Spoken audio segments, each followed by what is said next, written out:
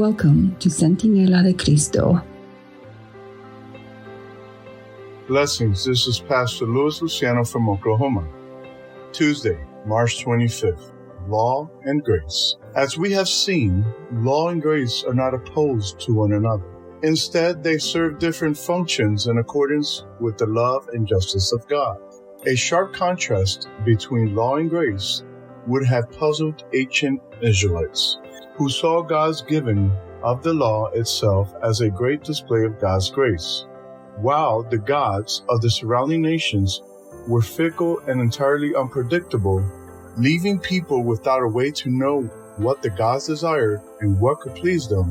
The God of the Bible very clearly instructs his people about what pleases him. And what pleases him is just what is for the ultimate good of all his people, individually and collectively. Yet, the law cannot save us from sin or change human hearts.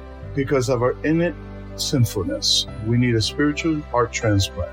Read Jeremiah 31 verses 31 to 34.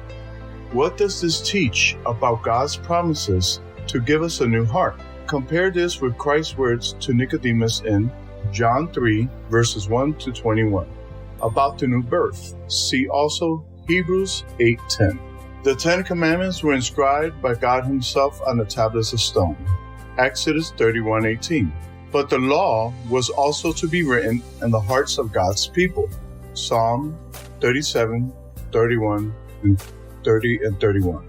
Ideally, God's law of love would not be external to us, but internal to our very characters. God alone could inscribe his law on human hearts, and he promised to do so for his covenant people. See Hebrews 8:10. We cannot save ourselves by law keeping. Rather, it is by grace we are saved through faith, not of ourselves, but as a gift of God. Ephesians 2:8. We do not keep the law in order to be saved. We keep the law because we are already saved. We do not keep the law in order to be loved, but because we are loved, and thus we desire to love God and others. See John 14:15. At the same time, the law shows us our sin. James 1, verses 22 to 25. Romans 3:20, Romans 7:7. Shows us our need of a Redeemer. Galatians 3, verses 22 to 24. Guides us in the best ways of our life and reveals God's character of love. What is your hope in the judgment? Is it your diligent and faithful law-keeping, or is it Christ's righteousness, which covers you? What does your answer tell you about the function of God's law regarding what it can or cannot do?